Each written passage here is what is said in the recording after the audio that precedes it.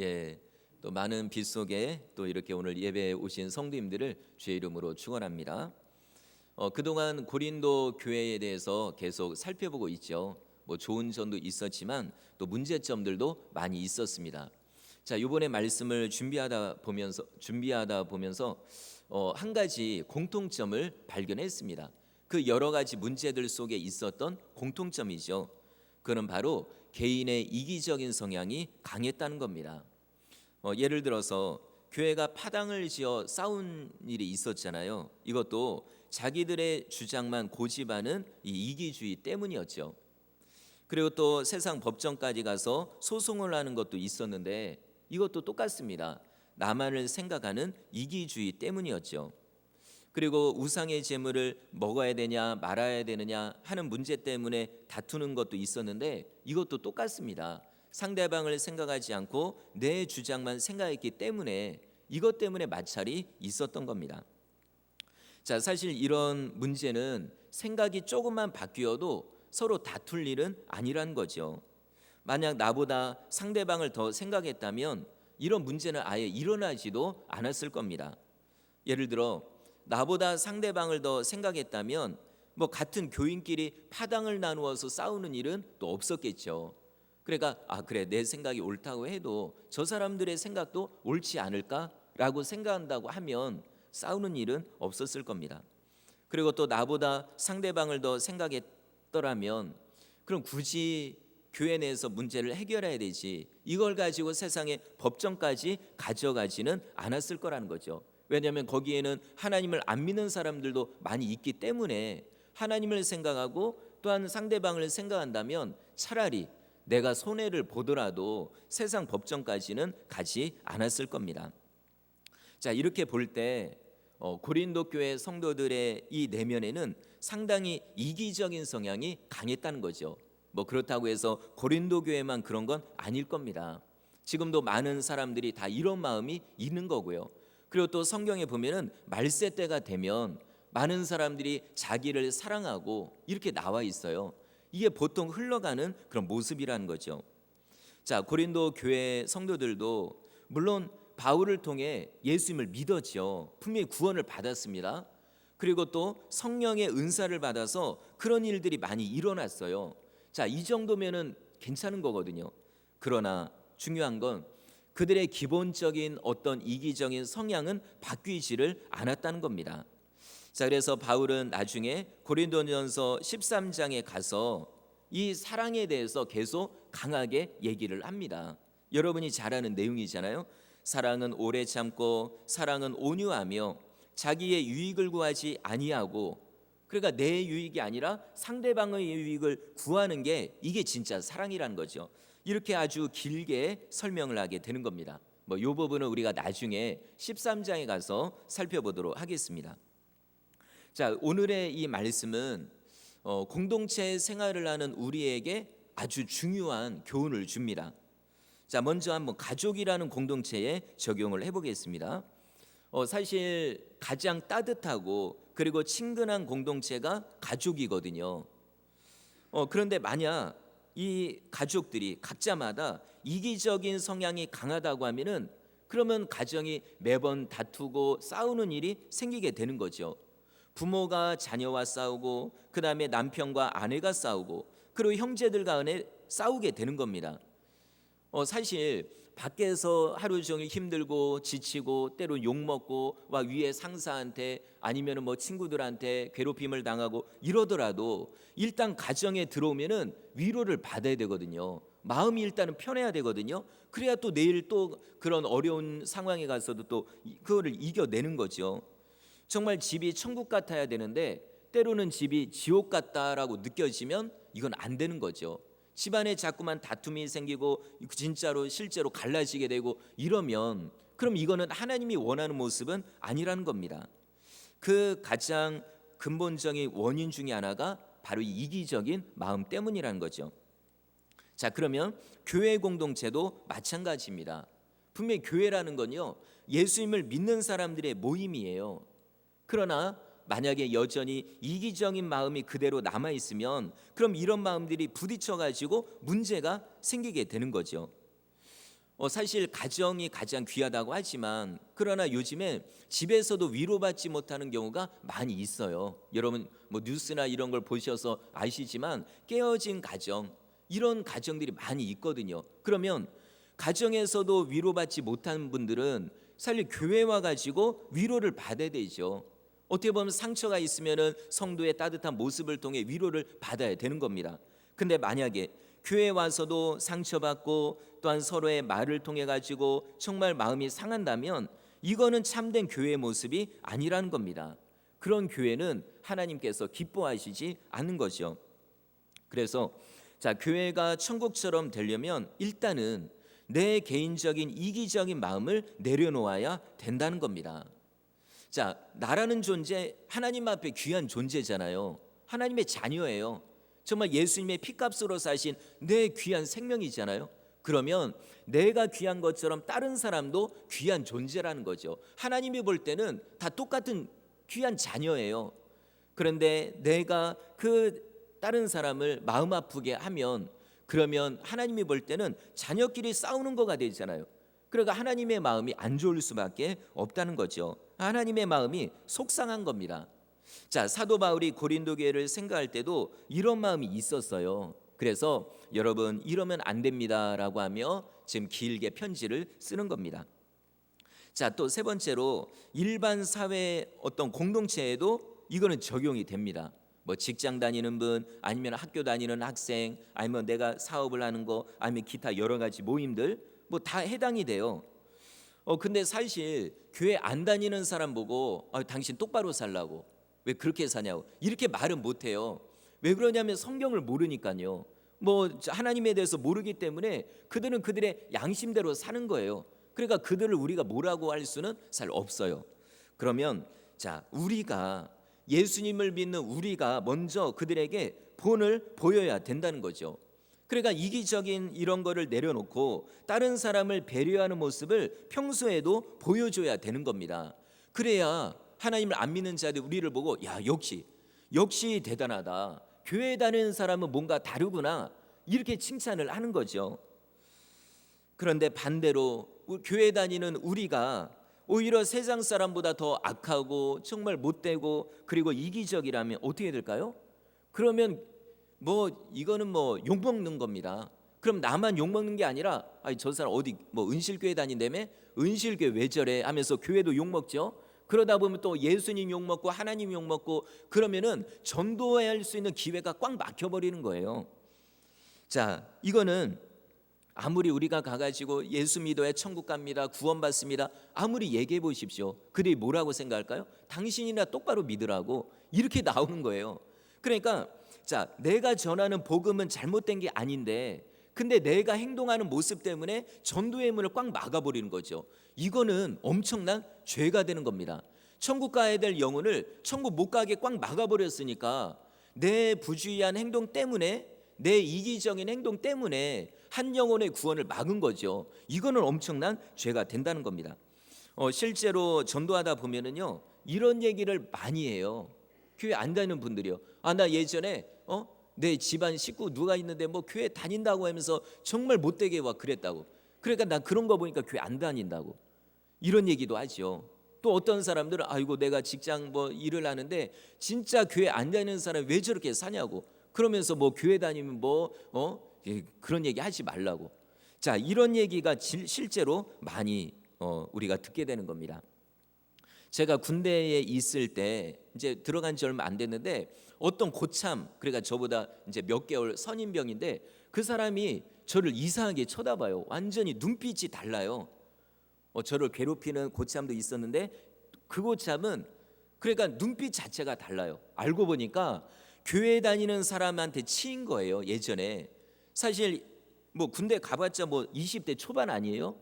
그런데 얼마나 괴롭힘을 당한 거 뭔가 문제가 있었는지 정말로 그냥 이를 갈더라고요. 어느 날 얘기하는데 교회 다니는 사람과 교회 다니는 놈들과 이러고 저러고 얘기하는데 보통이 아니더라고요. 그러니까 제가 군대 가가지고 나 교회 다니겠습니다 얘기했더니 그때부터 찍힌 거예요. 제가 그러니까 제가 예전에 그 고참한테 잘못했나요? 그런 것도 없어요. 그런데 교회 다니는 거 때문에 눈빛이 그냥 막 진짜 아주 잡아먹을 것처럼 그렇게 하더라고요. 그래서 어느 날 제가 마음 먹었습니다. 내가 최소한 저 고참에게만큼 내가 인정받아야 되겠다. 왜냐하면 내 자신의 문제가 아니라, 내 개인의 문제가 아니라 이거는 하나님의 이름이 걸린 거예요. 왜냐하면 군대 오기 전에 저 고참이 얼마나 예수 믿는 사람 때문에 치였는지 완전히 그냥 눈빛이 다르거든요. 그래서 저도 나름대로 마음을 먹고 최소한 저 사람에게만큼 내가 인정받아야 되겠다 생각을 했어요. 그래서 정말 뭐 굳은 일이 있으면은 제가 먼저 손들고 일하겠다고 얘기하고, 제가 생각하는 그 사람은 누구냐면 그 고참이에요. 다른 사람 뭐 잘 보이려고 그럴 필요 없어요. 그 사람에게 인정받기 위해서 했던 거죠. 다른 사람들 놀 때 요번에 뭐 일하는데 어디 갈 사람, 그러면 이제 손들고 먼저 가는 거예요. 여러분, 얼마 후에 이 고참이 저를 향해서 웃더라고요. 비웃는 웃음이 아니라 정말로 마음이 풀어져가지고 웃어주는데 그 웃음을 지금도 잊지를 않습니다. 그러니까 이제는 됐다는 거죠. 정말로 나중에는 그 고참이 저하고 얘기도 이제는 통하고 이제는 웃어주고, 그러면서 나중에 제대할 때도 아주 편안하게 제대하는 그런 일이 있었습니다. 여러분, 불신자는 예수님이 어떤 분인지 몰라요. 성경의 이야기 전혀 알 수가 없습니다. 교회 자체를 안 나오니까 모르죠. 그러나 그들은 우리의 모습을 보고 판단한다는 거죠. 만약에 우리가 이기적으로 살고 못된 짓을 하면 그러면 그들은 절대로 예수님을 믿을 수가 없는 겁니다. 그래서 우리는 최소한 정말 그러니까 한 영혼의 구원을 위해서라도 우리는 말씀대로 더 착하게 살아야 되는 거죠. 자, 오늘 본문에서도 바울은 이렇게 얘기합니다. 이기적인 생각을 버리고 다른 사람의 유익을 생각하라는 거죠. 자, 특히 우상의 재물에 대해서 얘기를 하잖아요. 사실 여러분 기억하실지 모르겠는데 지난번 8장에서 살펴본 문제예요. 근데 지금 바울이 또 얘기합니다. 혹시 잊어버리실 수 있으니까 제가 요약해서 한 번 더 말씀을 드릴게요. 어떤 성도는 말하기를 우상의 재물은 절대로 먹으면 안 된다라고 주장을 해요. 왜 그러냐면 모세 율법에 보니까 우상의 제물은 먹지 말라고 돼 있거든요. 그러니까는 먹으면 안 되지라고 주장을 합니다. 자, 그런데 또 어떤 성도들은 말하기를 우상의 제물 이거 먹어도 상관없다. 뭐 모세 율법을 우리 이방인들까지 그렇게 하려 얽매일 필요는 없고, 그리고 모든 음식은 하나님께서 주신 건데 왜 그거 뭐 이런다고 못 먹고 저런다고 못 먹고 이러냐? 그거 상관없으니까 우리 마음껏 먹어도 된다. 뭐 이렇게 얘기하는 거예요. 그런데 자, 이 상반된 이 주장이 서로 마찰이 생기면서 다투는 거예요. 그러면서 이게 문제가 해결이 안 돼요. 그래서 사도 바울이 이 소식을 듣고 이제 고린도전 이렇게 편지를 쓰면서 이제는 결론을 내리는 겁니다. 자, 일단 두 가지 주장 다 맞다. 먹으면 안 된다고 생각하는 사람은 먹지 말아라. 그리고 먹어도 된다고 생각하는 사람은 먹어라. 그러나 각자 생각하는 것을 자기에게만 적용하면 되지 왜 그걸 다른 사람에게 적용해 가지고 다른 사람을 정죄하느냐, 이 얘기입니다. 그러니까 먹느냐 안 먹느냐가 문제가 아니라 서로 다투고 싸우는 자체가 문제라는 거죠. 자, 여러분, 우리도 살다 보면은 이런 일을 자주 겪어요. 나는 나름대로 옳다고 생각하거든요. 근데 이것 때문에 마찰이 생겨요. 왜 그러냐면 내 주장이 다른 사람 주장하고 똑같지가 않거든요. 똑같으면 감사하죠. 그러나 다를 때가 훨씬 더 많습니다. 자, 이런 일들을 자꾸 겪게 되는데 그럼 우리는 어떻게 해야 될까요? 이런 일이 생길 때마다 싸워야 될까요? 그거는 아니겠죠. 자, 그러면 어떻게 하면 이런 갈등을 피하고 그 공동체가 하나 되고 하나 될 수 있을지, 그리고 또 어떤 기준, 어떤 근거로 해가지고 이 일을 결정해야 될지, 이거에 대해서 한 두 가지로 말씀을 드리겠습니다. 자, 첫 번째, 다른 사람의 유익을 먼저 생각을 하는 겁니다. 오늘 본문의 내용이 사실 전체가 그런 내용이에요. 내 유익 생각하지 말고 다른 사람의 유익을 생각해라. 자, 24절 말씀을 우리 한번 읽어보겠습니다. 24절입니다. 시작. 누구든지 자기의 유익을 구하지 말고 남의 유익을 구하라. 아멘. 자, 앞에서 말씀드린 것처럼 이 우상의 제물이요, 먹느냐 안 먹느냐 이 자체는 문제가 안 된다는 거예요. 그러니까 이런 사소한 일로 인해서 다른 사람의 마음을 상하게 하고 서로 싸우고 막 먹나 안 먹나 그냥 눈을 크게 뜨고 쳐다보고 먹었다 그러면 또 가서 고자질하고 이러지 말라는 겁니다. 오히려 그 자체가 문제라는 거죠. 자, 또 23절에서도 이렇게 얘기합니다. 이건 제가 읽어드릴게요. 모든 것이 가하나 모든 것이 유익한 것은 아니요 모든 것이 가하나 모든 것이 덕을 세우는 것은 아니니. 그러니까 이 내 자신만 생각하면은요 뭘 해도 상관없어요. 뭐 내가 그냥 생각하는 대로 먹고 싶으면 먹고요, 먹기 싫으면 안 먹으면 되는 거예요. 이게 자유거든요. 그러나 때로는 내 자유가 다른 사람에게 피해를 입힐 수도 있다는 겁니다. 그러니까는 이게 뭐 아무리 내가 몰래 한다고 해도 사람들의 시선은 언제나 있거든요. 근데 내가 마음껏 그냥 내가 원한다고 해가지고 했다가 만약에 그 모습을 누가 보고서 마음이 상해버리면 이거는 안 된다는 거죠. 그래서 사실 우리 교회 다니는 분들이 이런 면을 정말 조심해야 됩니다. 이거 뭐 조금 전에 말씀드리긴 했는데요. 자, 예수 믿고 난 구원받았어. 그래가지고 여러분 어떤 분들은요 진짜 자기 마음대로 살아요. 진짜 그런 얘기도 해요. 아니 나 예수 믿고 구원받았는데 내가 뭐 이렇게 한다고 해서 뭐가 문제돼? 막 이러고서 막 마음대로 사는데 이거는 아닙니다. 그리고 뭐 교회 가서 뭐 회개하면 되고 뭐 하나님 다 용서해 주시고 뭐 예수님 십자가 은혜로 구속받았는데 내가 마음대로 살아야 되지. 그러고서는 막 함부로 말도 하고 막 함부로 행동하고 안 믿는 자들 앞에서 그냥 함부로 하고 이거는 여러분 안 되는 겁니다. 어떤 경우는요 교회 다니는 사람들 분명히 교회 다니는 분들이에요. 그런데 그 사람들이 막 식당 가가지고 어디 가가지고 함부로 얘기를 해요. 막 옆에서 듣다 보면은 무심 진짜 이 아주 제발 가가지고 얘기하고 싶어요. 그런 얘기 제발 하지 말라고. 이 교회에서 하는 것도 아니고 다른 사람 안 믿는 사람들도 있는데 여기서 뭐 교회 누구 집사가 막 이러고 저러고 절대로 그러면 안 되거든요. 그런데 자기 얼굴에 먹칠을 하는 거예요. 이러면 절대로 안 되는 거죠. 그리고 이런 일을 자꾸 하다 보면 세상 사람들이 기독교인들을 욕하잖아요. 어떻게 보면 여러분 요즘에 막 뉴스에서 이런 거 보면은 막 세상 사람들이 교인들에 대해서 교회에 대해서 막 뭐 안 좋은 얘기를 할 때 이걸 보고서 교회에 대한 핍박이다라고 생각할 게 아니에요. 물론 핍박일 수 있죠. 그러나 왜 이 지경까지 왔는지를 우리가 먼저 돌아봐야 되는 거예요. 얼마만큼 우리가 이기적으로 살고 얼마나 세상에서 빛과 소금의 역할을 못 감당했으면 이 정도까지 욕을 먹을까? 그러니까 우리가 우리 자신을 돌아봐야 되는 거죠. 예를 들어서 시장에 가서 물건을 사는데 엄청나게 깎아요. 교회 다니는 사람이 차라리 교회 안 다니는지 모르면 모르겠는데 교회 다니는 거 알거든요. 그런데도 맨날 거기 가가지고 깎고 그냥 더 깎고 또 깎고 그냥 이렇고 아니면은 뭐 직장에서도 교회에 다니는 사람이 더 이기적이고 자기 생각만 하고 다른 직원들은 더 열심히 막 일을 하는데 힘들어도 일을 하는데 교회에 다니는 사람이 더 핑계대고. 여러분 물론 믿음을 지키기 위해서 예배 드리는 건 당연히 우리는 욕먹어도 해야 돼요. 그러면 그 나머지 시간이라도 더 열심히 해야 되죠. 그럼 더 일찍 출근해 가지고 미리 오늘 하루 일할 거 미리 준비를 한다든지 교회 안 다니는 가는 시간이 아니면은 오히려 남아 가지고 더 열심히 일한다든지요. 뭔가가 교회 다니기 때문에 잘하는 모습을 보여야 우리가 교회 가도 욕을 안 먹는 겁니다. 그런데 우리가 내가 이기적으로 살고 이러면서 나중에는 그냥 나 교회 가는데 왜 이러냐고 이러면은 안 된다는 겁니다. 그러면 누가 좋아하겠습니까?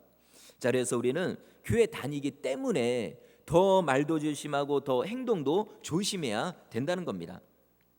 여러분 그리고 때로는 나의 이기적인 행동 때문에 잘못하면 상대방을 죽음으로 몰아갈 수도 있다는 겁니다. 이건 진짜 무서운 일이잖아요. 마태복음 18장 6절을 제가 읽어드리겠습니다. 누구든지 나를 믿는 이 작은 자 중 하나를 실족하게 하면 차라리 연자맷돌이 그 목에 달려서 깊은 바다에 빠뜨려지는 것이 나으니라. 여러분 이거 예수님의 말씀이거든요. 여기서 연자맷돌은 그 집에서 이렇게 돌리는 맷돌은 뭐 한 요만하잖아요. 조그맣잖아요. 그런데 연자맷돌은 뭐냐면 엄청나게 큰 돌덩어리예요. 한마디로 밑에 하나가 밑에 놓여 있고 그리고 또 하나는 이렇게 세워져 있어요. 그럼 이거를 소나 아니면 나귀 이런 게 줄을 묶어가지고 막대기 이렇게 대놓고 돌리는 거예요. 엄청나게 무겁잖아요. 근데 이거를 사람에게 목에다가 묶어가지고 깊은 바다에 풍덩 빠뜨리는 거예요. 이건 뭐죠? 살인죄입니다. 아니 지금 이거는 그 사람을 내가 죽인 것도 아니에요. 근데 만약에 내 부주의한 행동으로 말미암아 한 영혼을 실족하게 한다면 이거는 교회 다니는 사람도 포함되지만 교회 안 다니는 사람이 됐든 누가 됐든 간에 내가 이렇게 해버리면 이건 살인죄와 같다는 거죠. 자 여러분, 예수님이 말씀하는 어떤 우리 도덕적인 기준은요 얼마나 높은지 몰라요.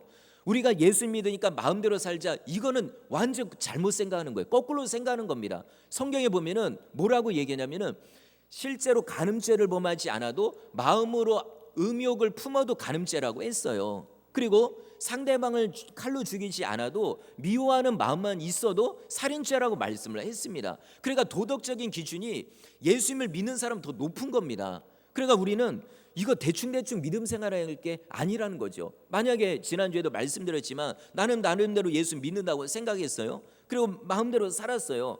그런데 나중에 하나님 앞에 가서 심판을 받는데 너는 내가 보니까 예수 믿는 게 아니라는 거예요. 아, 예수님 저 교회 다녔잖아요. 세례도 받고 성령의 은사도 받았잖아요. 막 정말 병자도 고치고 이렇게 했잖아요. 근데 왜 저를 몰라요? 그러나 예수님 말씀하기를 야 네가 살아왔던 거 봐라.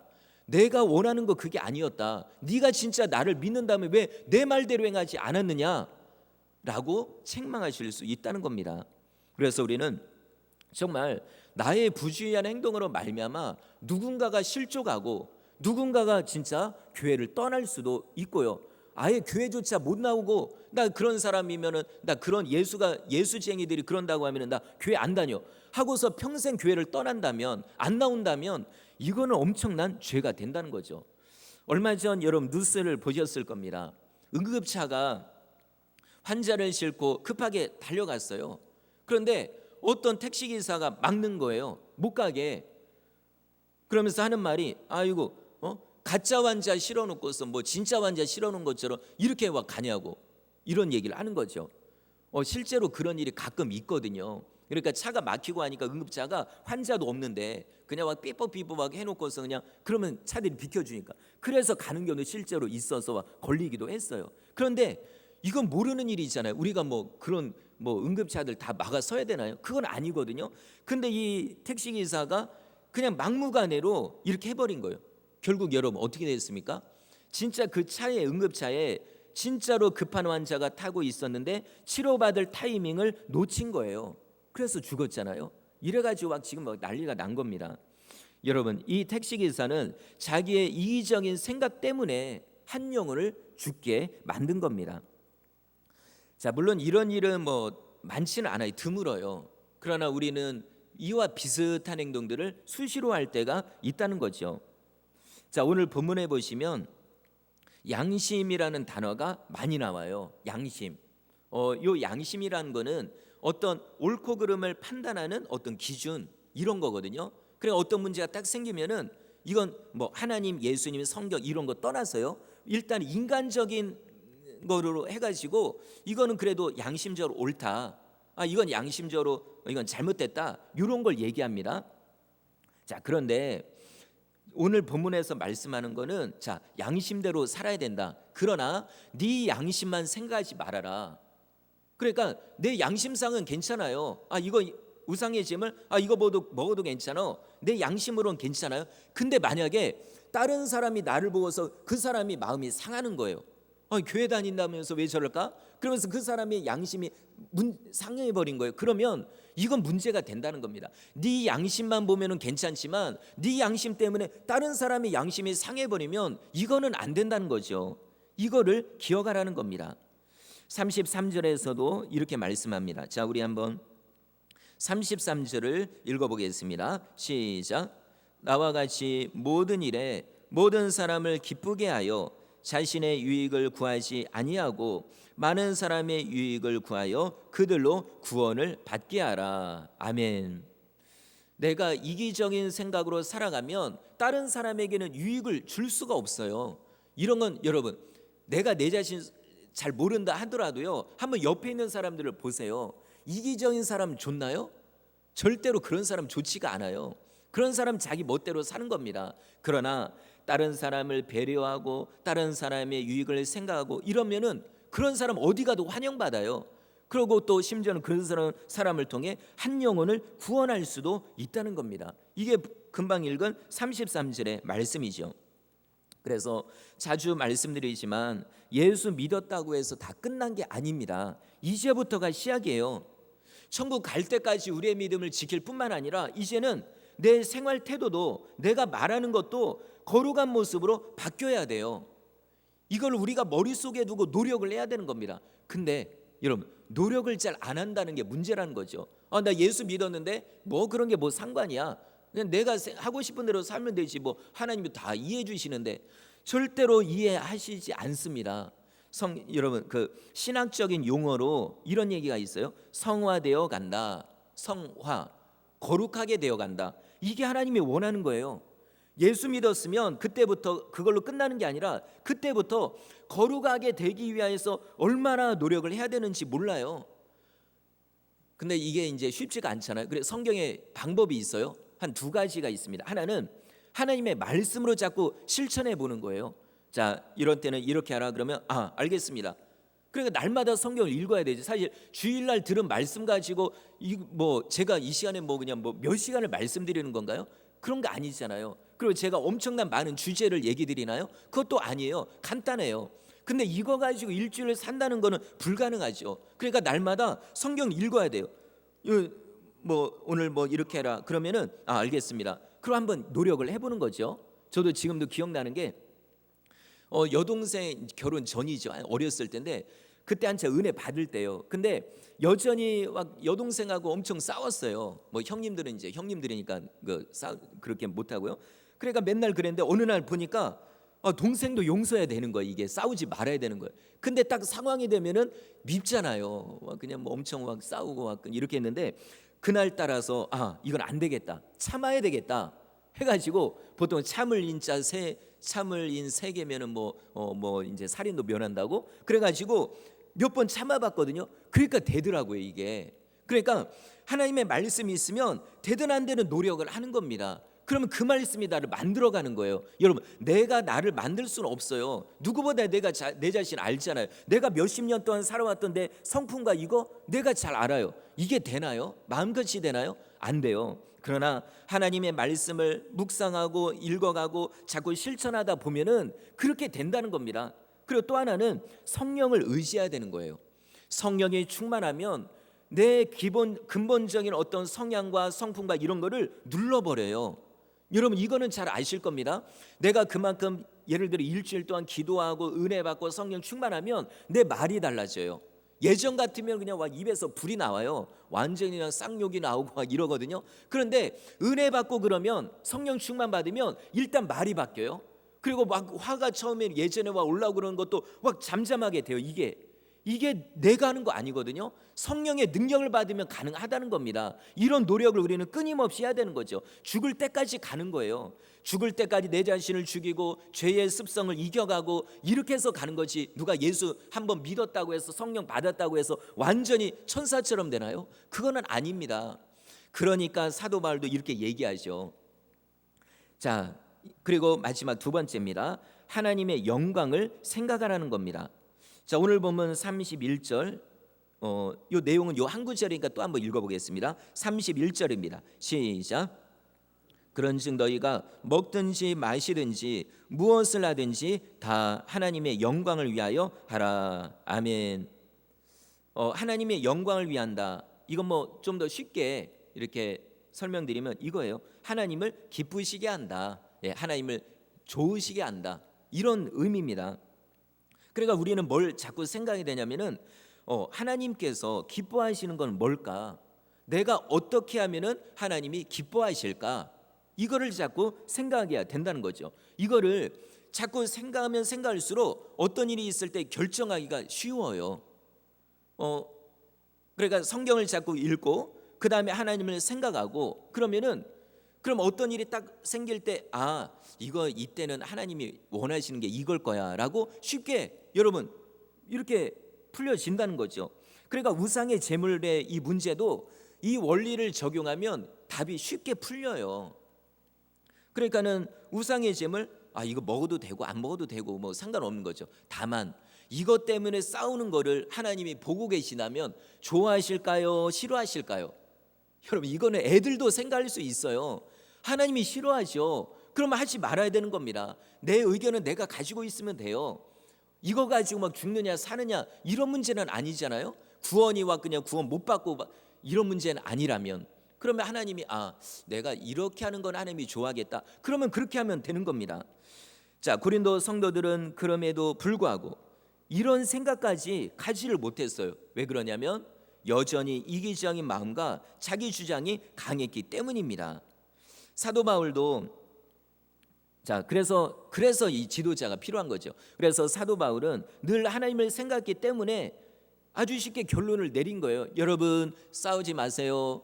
이거 아무것도 문제가 안 됩니다. 다만 싸우는 게 문제가 되니까 여러분, 이제는 서로에 대한 생각을 가지고 서로 상대방에게 강하게 주장하지 마십시오라고 아주 쉽게 얘기를 한 겁니다. 자, 오늘 본문 바로 뒤에 11장 1절에 이렇게 돼 있죠. 내가 그리스도를 본받는 자가 된 것 같이 너희는 나를 본받는 자가 되라. 우리 성경에는 11장 1절로 들어가 있잖아요. 그런데 이 원어로 보면은 이 구절이 어디 붙어 있냐면은 지금 우리가 읽은 그 구절 뒤에 붙어 있는 거예요. 그러니까 11장 1절이라기보다는 10장 34절 정도가 되는 거죠. 그러면 이 얘기는 뭐냐면 11장 1절 요 구절이요, 오늘 내용의 결론과 같다는 겁니다. 자, 한번 제가 풀어서 그럼 설명드릴게요. 요 구절을요. 이제 바울이 말하는 겁니다. 여러분, 나는 내 자신의 옛 모습을 버리고 오직 예수님을 닮으려고 엄청나게 노력했습니다.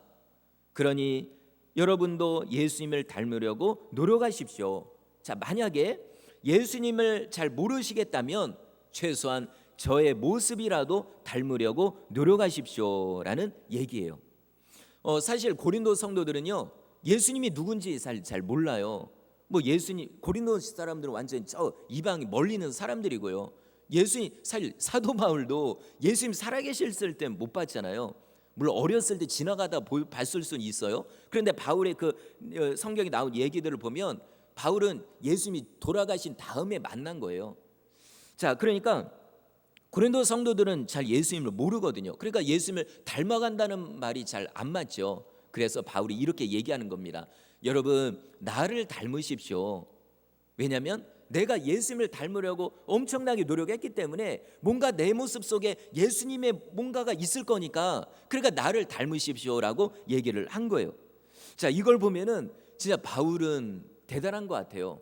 그러니까 만약에 저도 그냥 아무리 몇십 년을 이 사역을 했어도 감히 제가 저를 닮으십시오라고 말은 잘 못하겠는데 사도 바울은 당당하게 얘기를 하는 거예요. 자, 이유가 있습니다. 왜 그러냐면 바울은 진짜로 이 예수님을 닮으려고 얼마나 노력했는지 몰라요. 여러분, 바울의 옛날 모습 기억하잖아요. 얼마나 이기적이었어요. 얼마나 성격이 강했습니까? 나하고 뜻이 다르면 죽여야 돼요. 그러니까 예수 믿는 자들 스데반도 돌로 쳐서 죽이는데 앞장섰고, 그 다음에 다메섹에 있는 사람들까지 잡아다가 죽이려고 쫓아가는데, 그때 성경에 뭐라고 이 바울의 모습을 표현하냐면 여전히 위협과 살기가 등등하여 이렇게 돼 있어요. 그러니까 눈에 살기가 등등한 거예요. 잡아서 죽이려고 하는 그 모습이니까 얼마나 진짜 모습이 그러겠어요. 자, 그런데 사도 바울이 예수님을 믿은 다음에도 이런 모습이 남아 있었던 겁니다. 예수 믿으면 다메섹에서 예수 믿고 완전히 변화된 게 아니에요. 물론 예수 믿어도 구원 받았죠. 그런데도 불구하고 기본적인 성향 습성이 안 바뀌었어요. 그러니까 바나바, 그렇게 자기를 위해주고 자기를 세워주고 했던 바나바도 그냥 어때요? 싸워가지고 서로 갈라지고 여러분, 이런 일도 있었던 거죠. 그리고 베드로를 향해 가지고도 왜 그러냐고 그냥 책망하기도 하고, 아니 이제 이 사역자가 된 사람이 완전히 초대교회의 가장 높은 베드로를 향해서도 이런, 그러니까는 이게 아직까지는 변화가 안 된 거죠. 그래서 사도 바울은 끊임없이 자기 자신을 쳐서 정말 꺾고 정말 내 이 어떤 고집과 어떤 이런 거를 꺾으려고 엄청나게 노력을 했다는 겁니다. 여러분 로마서 7장 24절에 이 바울이 이런 얘기까지 해요. 오라 나는 공고한 사람이로다. 이 사망의 몸에서 누가 나를 건져내라. 여러분 이거는 어떤 분들은 예수 믿기 전에 얘기를 한 게 아니냐. 여러분 제가 볼 때 그렇지가 않아요. 진짜 예수님을 믿더라도요 이런 갈등이 와요. 아니 내가 말씀대로 살아야 되는데, 더 용서하고 뭔가 더 이렇게 살아야 되는데 자꾸 내 마음에서 예전의 모습이 막 꿈틀꿈틀 올라오는 거예요. 그러니까 하나님의 말씀 그리고 내 인간적인 마음 이게와 끊임없이 부딪히다 보니까 바울이 표현하기를 나 지금 정말 저 사망으로 끌려가는 자처럼 너무나도 고통스럽다는 거죠. 자, 이런 고통 속에서도 끊임없이 자기를 죽이려고 노력했다는 겁니다. 아니 바울도 이 정도인데요. 우리도 이 정도의 싸움은 해야 되는 거예요. 내가 상대방을 죽이려고 이겨먹으려고 하면은 문제만 생겨요. 그러나 내가 내 자신을 치려고 정말 한다면 그러면 공동체는 하나가 되고 행복한 공동체가 될 수가 있다는 겁니다. 자, 오늘 말씀을 마치겠습니다. 자, 이제는 우리가 변화돼야 되겠죠. 죽을 때까지 변화돼야 되는 겁니다. 정말 이제는 내 자신의 이기적인 마음을 내려놓고 다른 사람의 유익을 위해서, 하나님의 영광을 위해서 더욱더 헌신하는 성도님들 되시기를 주의 이름으로 축원합니다. 자, 우리 말씀을 생각하며